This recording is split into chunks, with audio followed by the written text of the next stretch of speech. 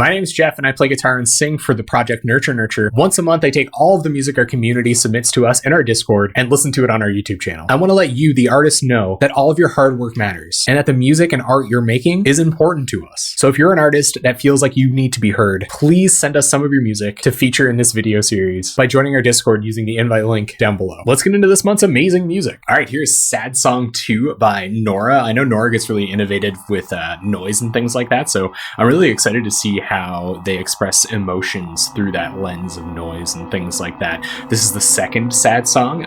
Nora, you'll have to let us know if the first Sad Song was released as part of one of those EPs that you shared with us. Thank you, by the way, for sharing your work with us. I really appreciate that people can put the stuff into this neural content series. That's awesome. And I hope in some way I'm able to help you through it. Yep, gonna be kind of noisy off the bat. It's getting hard to differentiate if there's any acoustic instruments or things like that in songs now that the VSTs are so powerful. Either way, the kind of melodic elements of this, like the actual musical elements, sound really cool. They work really well with the kind of whirring, almost, I don't know, faster than trap style helicoptering percussion happening. Well, I guess it's more just noise. It's probably not necessarily percussion. And yeah, now it's kind of smoothed out and almost like what seems like a string. There's definitely an element of melancholy to this. Did you choose the chords beforehand, so that you kind of like brought that element of emotion to this? Yeah, and you can hear something going on in the background too. It almost sounds like a strummed, clean acoustic or electric guitar, that is. It's really well mixed. I'm really impressed with the way that everything is kind of balanced and spaced out. And for it being so noisy, it's also fairly consonant. Like everything sounds as though it's in the right place, you know? Yeah, the guitar in the background is really taking on some character now. It's a lot easier to kind of pull it out. There's some like delays and reverb on it, making it more of a noise element than an actual melodic element, but it is pulling the song along. And I wouldn't be surprised if that's what that kind of like noisy, screamy thing was as well, as another electric guitar kind of doing its thing. But yeah, this is very cool. It's definitely some of the more pleasant ambient music I've heard from you, and this is the kind of thing that I could be a lot more amenable to. I think this is more bordering on post-rock, which is something that often kind of shares a wall with math rock for some reason. And I think maybe it's because it's one of those more obscure genres. It's one of those kinds of music that you adopt just for you, you know? This definitely has that element. It's interesting because I don't know that it has an inherent rhythmic element. Like, I'm not trying to bob my head or count and keep time and things like that, but it does seem like I was pulled along in a conscious, reasonable way in terms of rhythm. Like, did you record this to a metronome, or is it less kind of like that? Well, either way, it sounded really great. Yeah, thank you so much, Nora. Really, really cool. Those are the big takeaways for me that I'd like to know about, is if you actually planned out the chords for the guitar in the background there to kind of bring on that melancholy mood, and is the rhythm of these songs kind of plotted out? Do you use a metronome with this kind of thing? If anybody else that's listening can tell if there's a metronome on this, you should please let me know in the comments down below, because I didn't take my time to count it on the way through. It was just kind of pleasant listening to it without counting. So yeah, if you caught a rhythm on that one, I want to know. Okay, here we have Friends Forever by Garden Angel. I am actually so excited to listen to some more Garden Angel. We've only ever heard one short EP by them, but it was this really cool, like, diverse emo scrams type thing where one song was, you know, insane, like super high octane scrams, and then the next song was completely removed from that, and it was more chill, kind of acoustic and more thoughtful. So I'm really excited to see what Alice has brought on here. I know Alice has gone through some stuff, so I hope you're feeling all right, and I'm really happy to see that you're back making music. It looks like you have even more releases happening here. I don't know if maybe this is just a single, or yeah, it looks like you've been very busy. But this is the one we're going to listen to. It's the one that Goreblog shared with us, and I don't want to, you know, go on sharing things that you might not want to be seen. But if you do want other songs to be heard, just let me know, and I'd be happy to share them as part of the series. I'm happy to give you a platform for this cool stuff that I know you're making. This is Amarillo Voices version. Oh, whoa. It's going to be like, so it's called Ambient Small Town Scene Kid Noise Collage. That's really cool. Sampling vocals guitar. So I wonder which parts of this is actually Alice's vocal and which part of this is kind of like the found sound sampling that they're talking about. Really interesting. Yeah, there's something melodic happening in the background. God, love collaging. Love all the elements of collaging. Like, you guys may know, the Nurture Nurture brand is kind of built on collage style art, which I think it really does lend itself to music in a lot of ways. I think it's a good way to learn the fundamentals of visual art by making collages, but yeah, it definitely translates to music really well. This is really sinister, because I can hear you talking in the background. I have no idea what you're saying. And like that rumbling, noisy bass. Is that there to warn me? Should I be turning around? I'm getting kind of scared. I'm not good with scary stuff. I hope I don't get shocked at some point. Is this a jump scare EP? Oh, wow. Yeah, no. Okay, so there's the rumbling bass kind of faded out, and now it's got this underlying synth melody happening, and there's some nice chords and things like that. It's like being in the eye of the storm and adding to the whole sinister value of the thing. Oh, cool. Okay, so this is actually on a label. So I was thinking that this was released, as part of I thought these were also, Guardian Angel releases, but no, these are actually releases from a label. So that's really, really neat. It's this label I've never heard of, and it looks like they have, tons of stuff to listen to and enjoy. Okay, so now we're going to go on to the title track, Friends Forever. This is a banging 9-minute long track. So let's see what it is. I know it's going to be a collage. I know it's probably going to be a little bit noisy. I'm hoping to hear some of those like classic guttural Guardian Angel screams, but we'll see if that's what we get. This is so weird. Oh man. Oh my god. So I think that's freaky. So that's kind of some narrative of somebody talking to someone else, maybe about like self-harm or something like that. Oh, it's hard to tell. And that's this, like the Skype thing is going on in the background. Oh my god, this is too eerie. Oh my god, it's Boxy. Boxy is like proto-meme. It's crazy that you even know about Boxy. I thought that you were like a really young person. So to know about Boxy is kind of epic. It's like deep internet lore. Good for you, Boxy. Are you best friends forever with Boxy somehow? Is that why this is called Friends Forever and Boxy is involved? I don't see Boxy on the credits here, so I don't know if Boxy has anything to do with you. Can we get a copy struck for having like trademark Boxy audio? So random. Rawr. And somebody's like screaming or like doing the singing from like one of the post-hardcore songs. If you don't know who Boxy is, she's like the classic, emo scene girl with the massive like eyeliner and mascara and the swoopy bangs and stuff like that. It's just proto stuff. And what she's talking about right now is how she was memed on 4chan. So they got a hold of Boxy and thought that she was just eccentric in some ways, which she was, because she was a YouTuber in the early years of YouTube, where being eccentric was basically all you had to do to get attention. And a lot of people were actually doing it on purpose, or they were doing staged videos where they were being over the top. So Boxy was one of those people that was, I assume, like a staged YouTuber going over the top. And then she got memed on 4chan, and the rest is history. We were all thinking about Boxy for a very, very long time. Apparently until now.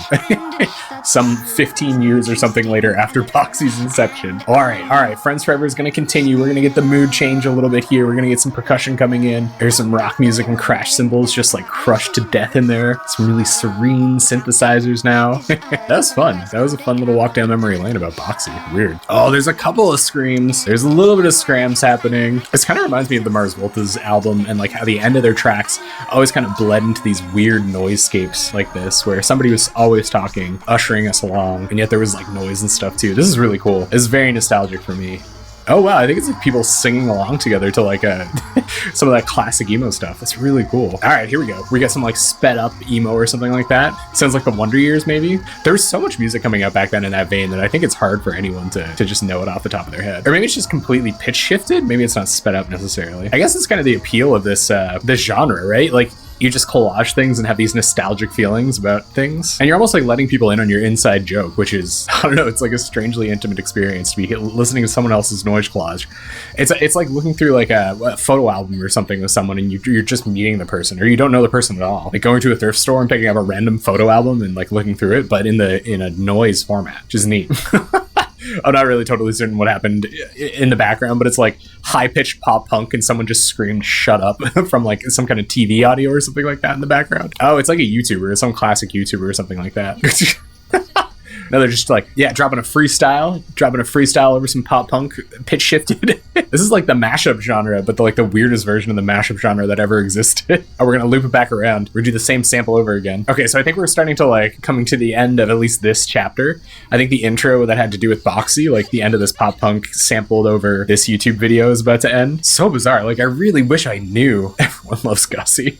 Oh, here's some abrasive noise. Here's some scary, noisy stuff. The audio just as peaked as it can be. Maybe not. There must be a little room in there. Oh, there's some screams. Is that you, Alice? Are these Guardian Angel screams? Apt outro to any Garden Angel release. Just like acoustic guitar, absolute peaked noise, and some Alice style scrams. Although it's possible that like this is sampled from somewhere else. It's so weird, man. But that's okay. I think that's part of what makes the Garden Angel project so interesting. Just how friggin' strange it is. Don't we all just want to like scream at the top of our lungs sometimes? Isn't this kind of cathartic, you know? Oh, okay. The noise has subsided somewhat to allow us a little bit more insight into the texture of these screams. Yeah, wow. We took that big screamy, scary outro all the way right to the very last second. No fade out or anything like that. I guess you don't assume that this genre of music ever tries to be pleasant or pleasing in any kind of way. But like the beginning of that was really neat. Like I said, it was almost like the experience of being in a thrift store and picking up a photo album and going through it, and it's a photo album from people you've never met before or something like that. And then and I still got my Garden Angel at the end, so I appreciate that. That's what I was looking for. That was kind of what I was expecting, but it wasn't at all like that from the beginning. So congrats on reinventing yourself in an interesting way, in a way I've definitely never been exposed to before. I don't think anyone will have ever heard anything like Friends Forever by Garden Angel. So really cool, Alice. Again, I hope our platform had some help in moving you along in what you're doing, but it doesn't look like you need any help. Like I think more people bought your album than ours on Bandcamp, so you're doing well. Hell yeah, good luck. Hi again. I just want to take a sec to remind you, if you're not already subscribed to our YouTube channel, to do so using the subscription button down below. And while you're down there, if you don't mind liking the video, that helps a ton as well. We're trying to fight the YouTube algorithm to get this project out in the open, because all the sales and royalties from our albums go to mental health charities. So if you want to help us with that initiative, then don't forget to subscribe to the channel and like this video. All right, here we've got Lazzy doing Pastor of Muppets. Street Smart Cyclists is the group. I know that Street Smart Cyclists is one of the I think maybe it's Origami Angel. I know that Lazzy is a massive Origami Angel fan, so I think this may be the band that came before Origami Angel, and they're doing some covers from the band. I think that is so cool that you're just like so deep in that. So let's check it out. Okay, throwing some signs to us. Love the aesthetic too, Lazzy, you got the trademark hat and mask, playing the real track on the speakers behind you. This is a fun song. So I'll have to go through and actually listen to some Street Smart Cyclists, because I love Origami Angel, and I can hear those like classic Gami vocals happening in the background. Look at the tabs. You're so good, man. And you're doing like the casual, style punk, math punk tabs where it's like you're barely even trying. It's so good. I love that unicorn. Is that a unicorn puking up rainbows as a sticker on your guitar? Yeah, this riff is so catchy, and it looks really hard to play, like finger picking like that up on the fretboard. I know that Young always makes it look easy, but I find it like really, really difficult to play guitar that way. Yeah, let's rock out a bit. Oh, now we almost got like a Fall of Troy thing happening with these hammer-ons. Cool. Nice. We're getting a lot of like strange math rock turnarounds in this. I'm surprised I didn't run into this band while I was like early, looking around the Piglet Steel Tiger type math rock bands, It definitely has that taste to it. Man, sick cover, Lazzy. So good. Okay, I know we've got another Street Smart Cyclists cover by Lazzy, so let's check that one out in the same time. This one's called Hoods Up. It looks like we've got the same lo-fi Lazzy video quality going on, which I actually really, really like. I think in one of the first videos that Lazzy submitted, there was like a TV kind of blaring, not blaring, but like it was on in the background doing some really, whatever the word is, strobing, I guess. There's some casual conversation happening in the background, or maybe some of the TV dialogue while Lazzy was plucking away math rock and tapping on an acoustic guitar, and it was just like, I don't know, it was a really soothing aesthetic. It was like being in your own room, doing the same thing. Yeah, so let's check out this other Street Smart Cyclists cover, Hoods Up. Yeah, this is like big rock intro. You're in the club when like the pop punk band starts doing this, people are just going nuts, like getting that pit going. Yeah, so this is like math rock as well. Maybe this is like math pop that came out of that era.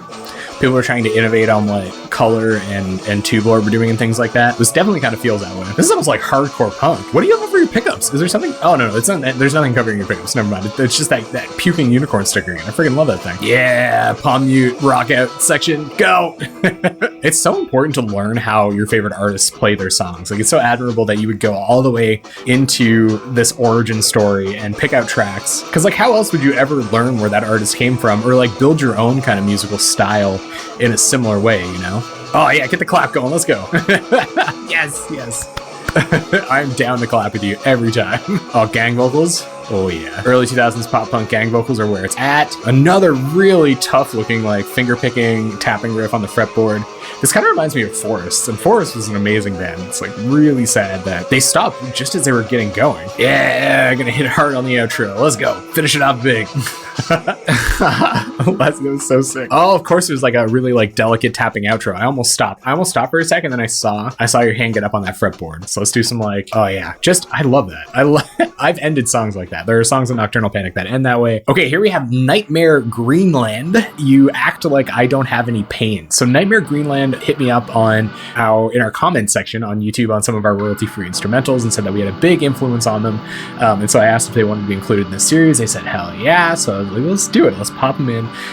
They say that Nurture like could collaborate with them on BandLab somehow, so I'm keeping an ear out. I'd love to just do a vocal track over something like this, just trying to catch the rhythm, and you'll get what I mean. So let's listen to You Act Like I Don't Have Any Pain by Nightmare Greenland. So some of their earlier stuff, it is all released on YouTube. It says that it's released under a label, I think, so for Sub Pop. But maybe this is a cover then, because I don't think they're signed to Sub Pop. Unless they are, unless I'm just like, totally missing the point and don't get it. All their songs have the same kind of feel to them. Like it's a very melancholy, noisy, distortion soaked kind of thing. And the drums are just clinging to a rhythm in the background, trying to give the song some backbone and structure. And you find that in most of the recordings they have on their YouTube channel. Some of the really early stuff is synthesized acoustic guitars and really, really sparse vocals, which I also find interesting. This album art is also like some kind of genius.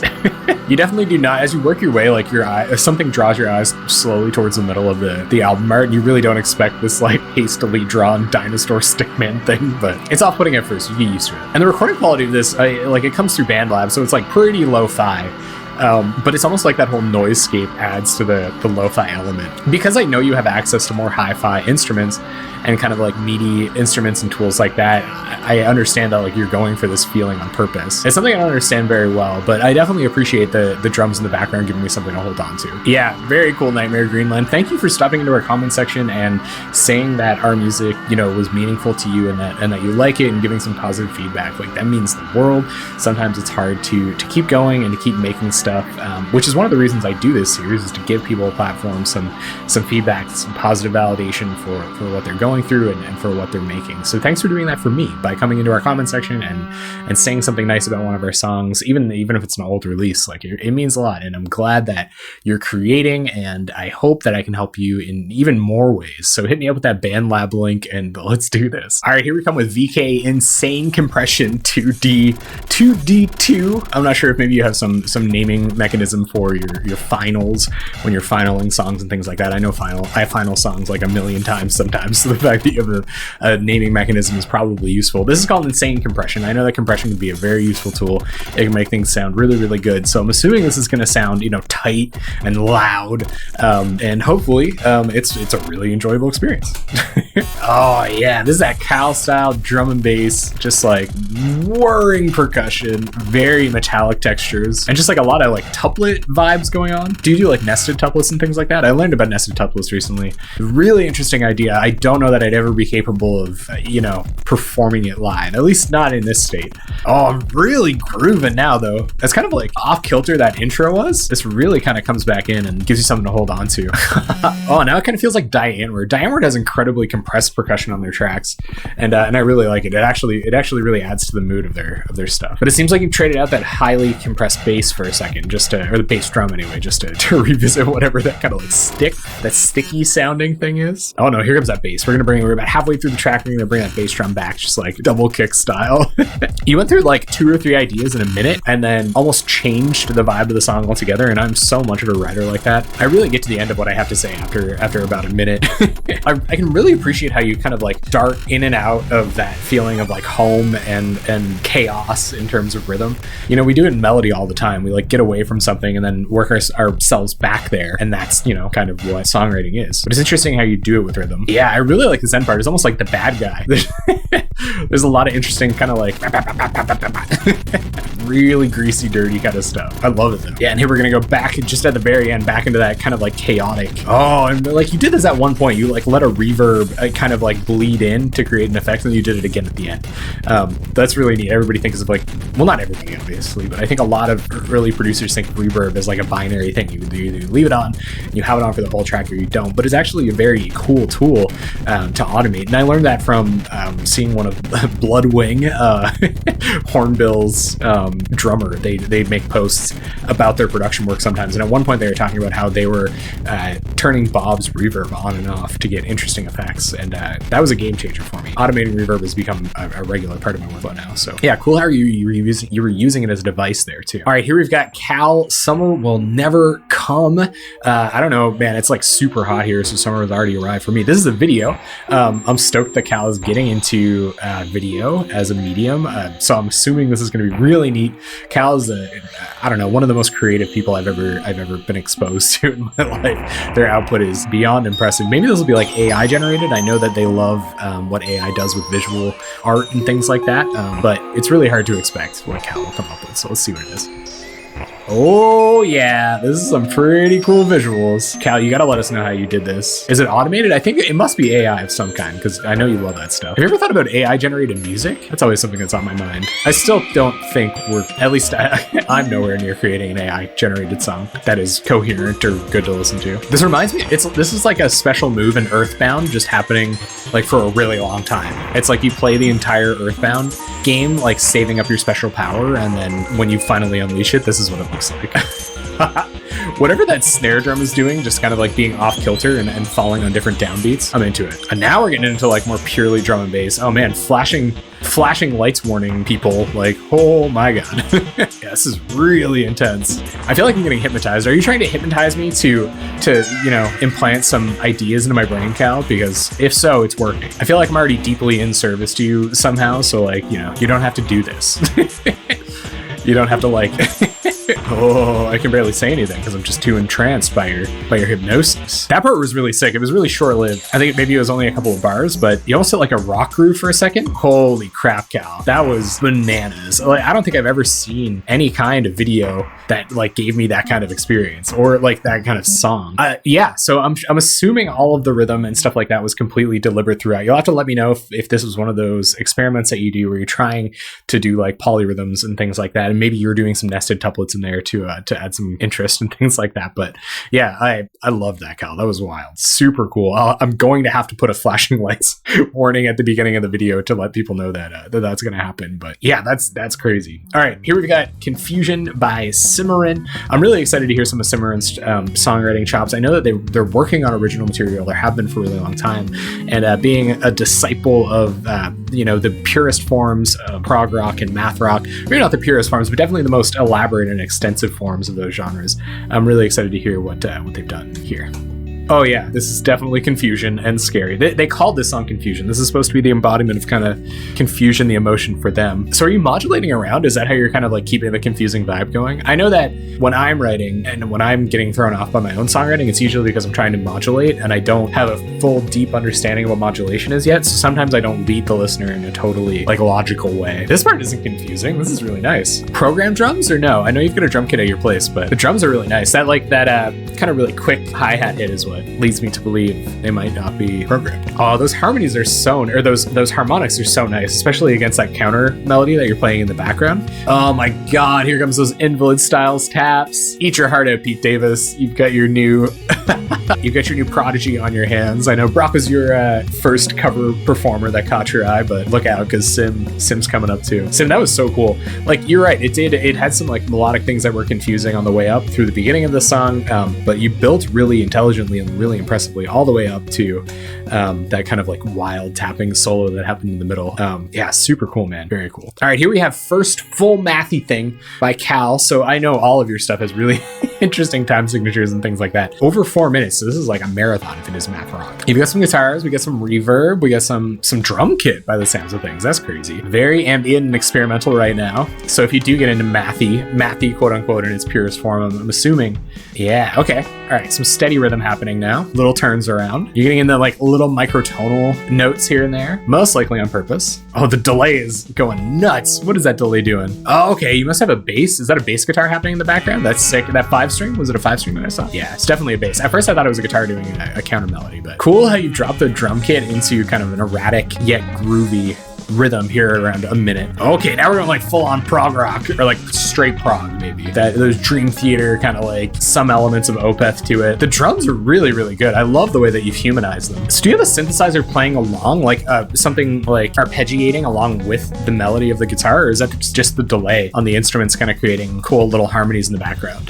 Here comes some drum and bass elements. Couldn't get away from it. I'm just kidding. I love it when that happens. I love it when electronic music elements work their way into rock music. It's 2021. We have access to so many interesting tools and sounds. Why limit ourselves to that small kind of group that defines rock music? I don't know if you're emulating an electric guitar here, or you're actually applying effects to your real electric guitar to get it to make noise like that, but it is so cool. You really have to tell me how you got that. We're around 2.5 minutes here. Whatever achieved that effect, if it is an electric guitar, I want to know. And I'm talking about the stuff that sounds like really distorted, really heavy, not those like fluttery, feathery, delay-y, clean things happening in the background, which I think might just be reverse samples. They still sound really cool. All right, we're bringing it back with the drum kit. We're coming back straight rock. It's almost like the synthesizers took over halfway through the track. They were like, hey, this is our song now. I know that you're trying to make a prog rock song, but no, we're not having it.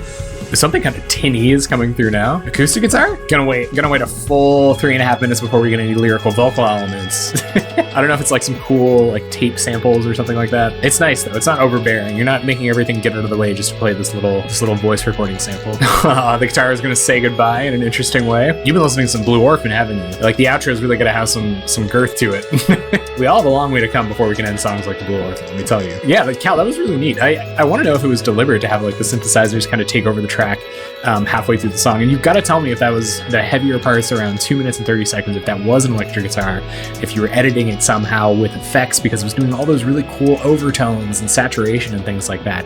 And I hear that effect happen all the time. They're just not really sure how it happens. So yeah, man, really cool. All right, here we've got Justin. I think your username is like Justin Stupid Fingers on Instagram, which is like, I feel bad using the word stupid near your name because you've always been so supportive and so great to us as a band.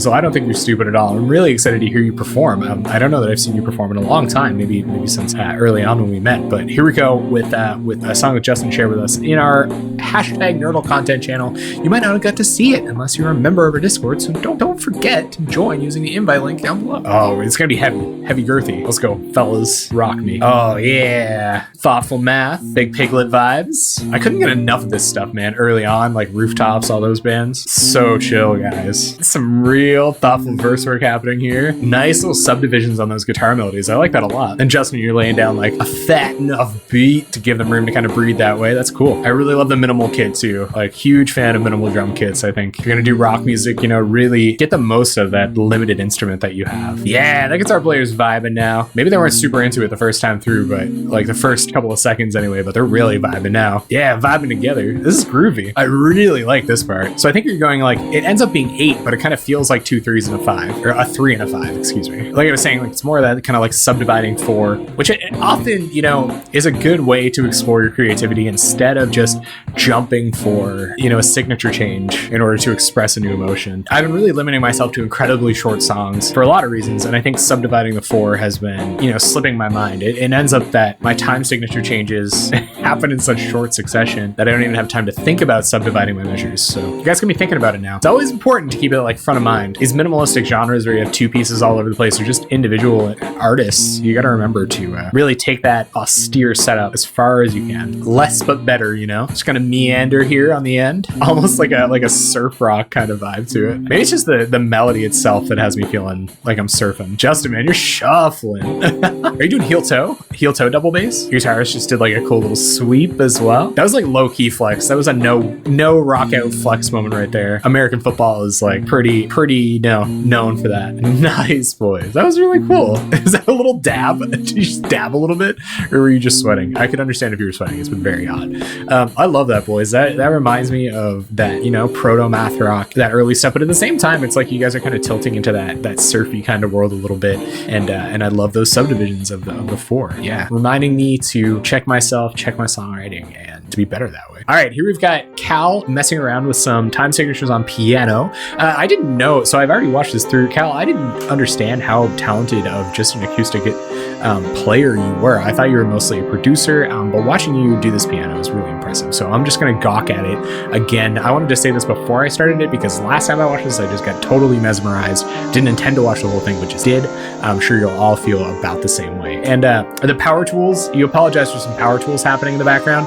Don't feel bad for the power tools, man. It like almost adds to it for some reason. It's really weird. It's almost like cicadas. Like I feel like you hear this kind of thing in movie soundtracks and things like that. Orchestral scores do not shy away from odd time signatures and things like that. Not in the least bit. Because people are trying to tap their foot in moments like that. You're using different time signatures to the full extent of their power in evoking an emotion with them, But by playing in 5 or something like that, you're putting people off kilter, and sometimes without even letting them know. And you've gotten into such a groove now that like even if people did want to bob their head, or the scene kind of wanted to get on with itself in some way, it's not so off-putting, or it's not so difficult to kind of follow. So yeah, you're doing a great job. I really got wrapped up in this the first time I saw it. It's a beautiful kind of piece. Oh man, that really cool little modulation at the end. Very interesting, Cal. Very interesting, man. I loved this one. Thank you so much for sharing that. I don't know what it was about it. Maybe it's because this series is so known for, having noisy maximalist kind of music, which makes sense. Math rock feels like a pretty maximalist kind of genre sometimes, especially in terms of melody and things. But having something so like simple and ambient and like welcoming me in that way, it was really great. And I hope putting this out there helps you in some way. I hope that me listening to it lets you know that like this is really genuinely impressive. I can see you growing as a musician. If you weren't already a talented kind of piano player in the first place, that was amazing. So yeah, thanks, Kyle. All right, here we have a full EP by VK called Marble. We're gonna go through 3 songs. I'm expecting some like wild drum and bass insanity here. It's only an 8-minute long EP, so we're gonna ride the whole thing through. I assume that we're gonna get blown away by some really interesting EDM production here. And here it comes. Big fade in, nice. Some derpy bubbly synths welcoming us in. Very well mixed and mastered. You can hear how kind of like how loud it is. People say that the loudness wars are over, but if you look at the most popular songs in streaming services, those songs are still really loud. And that might mean that the producers that are making those songs have the best marketing behind them, and they just can't continue to do it because they believe the loudness wars aren't over. But say what you want, the most popular songs, especially on streaming services, are still very loud songs. So what you're doing here is justified, VK. You've definitely mastered for every decibel of loudness, and I can appreciate that. I find synthesizers do a pretty good job of it out of the box. I don't know if people who program synthesizers are really wary of that, but they definitely do a great job helping you win the loudness wars when you have to. Getting sawed up here at the intro. One is a lumberjack song. Oh my god, I know I'm fairly new to the EDM scene, so like if no one has ever made a saw joke, like the synth saw and lumberjacks before, great. I'm really glad I could do that for you, and I sincerely apologize if I'm the 2 millionth person to make that joke. This is cool, BK. I know that you have kind of like polar parts of your production personality. That's a lot of alliteration. Hopefully the mic is far enough away that didn't catch all that sibilance. But it's nice. It's nice hearing this ambient side of you as opposed to kind of your really kind of spastic drum and bass. But I do like both. Yeah, really neat. It's almost like I'm being introduced to kind of like a sci-fi movie or something. Could be explaining in detail that this world was once exactly like the world you and I know today, but after the original alien invasion, when things started popping out of people's chests and leaving their seeds all over the ground to birth more aliens to pop out of more people's chests, things just haven't quite been the same for each high school student. Okay, it's getting a little darker than narrative horror movie soundtrack now. Ooh, there's some more saturated synths coming through. Hello, saturated saw boys. Ooh, whatever harmony is happening with those strings in the background is really pretty. And I can almost appreciate how this dirtier, deeper saw is now coming and it's pulling the mix down around it. I actually kind of like that. I know that there was, producers really try to give everything its own space, and I can appreciate that. Rock and pop music makes a lot of sense. But in like lo-fi and these other genres where most of it is amateur kind of bedroom production, the side chaining and limiting practices kind of create these mixes where things pop where they shouldn't, or where things kind of do, pump the mix out. But I think it adds a lot of character. And so for all I know, that was to say that for all I know, you're doing it on purpose. Because at first I think it maybe was considered to be an accident, but I know people do it deliberately now. Okay, here we go. I think this will be 2 of 3 coming up now, around the 4-minute mark. We're already moving along a little bit more quickly, so I'm anticipating that this is still sounding like an ambient song, but I think maybe we'll get a few more of those D&B elements happening. I could be wrong. Yeah, okay, so there's like a more rhythmic synth happening really early on in this track, so I'm thinking we might not stick to the ambient genre. No, we're gonna stay ambient the whole time through. We're getting some of these, like what appears to be maybe an ancient form of synth trumpet coming through to give a couple of melodies, but still no percussion. Ooh, I really like how the bass took over the melody there. Came out of nowhere. We're sticking up high with these kind of like wavy, stringy kind of synths leading us along, but now there's more of the root notes are kind of driving the narrative now. Oh, here comes some percussive elements. I knew it. It was really cool the way you introduced them too. It's almost like you turned up the noise or turned up the saturation on a lot of the synths, kind of like, expanding and opening up into this percussive part. Really like it. Yeah, and you've got that bass drum side chained into those wavy synthesizers, so it gives itself a good introduction, even while it's still kind of quiet in the mix. I love that. Oh, whatever synth is going like a whoop, we're like 623 here is like, it's my life. I love it. It's like subverting the seriousness of the whole thing. There's been this big stringy ambient thing happening this whole time, and then a synthesizer has the audacity to peek in from the background and be like, whoop. But it still really fits. The whole machine leaping to life kind of feeling adds to the sci-fi aesthetic of this EP in general. Well, I'd still say this isn't all the way into your drum and bass. I will still give credit to my prediction that we were going to have some percussive elements in this one based on how quickly it kind of started. Okay, so I'm assuming if this is a 3-track EP, we're going to, now that the percussive elements have left 2, we're going to kind of see ourselves out here and make our way into the 3rd track. Very cool song though. Like, again, I love that crescendo up into the percussive parts of it, and I love the way that you have the bass mixed and the bass drum mixed to sidechain right off the get-go, so that even while you're swelling it in, we're hearing its effect on the rest of the synths. It's introducing the next part of the song appropriately. Okay, here we go. 7.5 minutes into VK's EP, we're about to see Marble 3. It's kind of cool. If you guys have ever played the Breath of Fire video games, Marble is one of the kind of explosive items in the game, like the bombs you can pick up and hit bosses with. They're very useful, especially if you want to speedrun the game. So I think it's interesting that these are marbles. A lot less explosive than marbles from the Breath of Fire franchise, I will have to say. All right, getting a little noisy, VK. I know you're not one of the noise people. I didn't take my headphones off. Wasn't worried about you hitting me with some noise walls. And okay, it subsided. There was a little bit of feedback off the beginning of this one, but it subsided, and it's okay now. But I think you're going to show us out with this kind of noisescape. It's so cool how synthesizers have the capacity to create these kind of horrific, deep cave, scary, dark, windy vibes, as if there's a dragon at the bottom of a pit bellowing kind of sulfury breath out at you. Okay, and then just a really quick outro. So I don't know if that was Marble 3. You'll have to let me know if I counted those correctly or if I was on the right track, picking out which ones were which. But all in all, like a really pleasant experience. Really interesting to kind of see into the depths of an ambient creator's mind. And I know that you'll probably be releasing this on Bandcamp at some point. I'm going to link your Bandcamp in the description down below, VK, but if you want a different link, if you have a new release that you're trying to promote or something like that, just let me know, because I'd love to be sending people to the right place.